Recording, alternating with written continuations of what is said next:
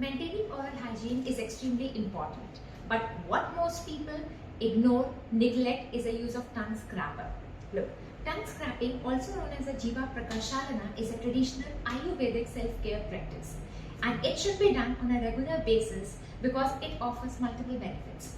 Number one, look, your liver has done tremendous efforts throughout the night in detoxifying your body, and these toxins are eliminated through urine, through fecal matter, as well as through the eyes, as well as these toxins are deposited on your tongue.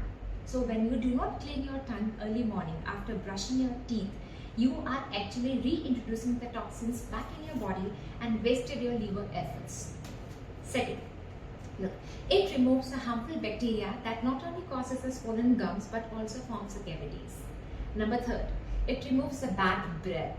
So if you're embarrassed by your bad breath as well as the white coating on the tongue, it's time to introduce tongue scraper in your daily oral hygiene practice. Number four, look, each section of your tongue represents an internal organ. So when you actually clean your tongue, you are massaging your internal organs as well. So do not miss this step while maintaining your oral hygiene. Yeah. Stay happy, stay healthy, and thank you so much. Please do not forget to like and subscribe my channel. Thank you.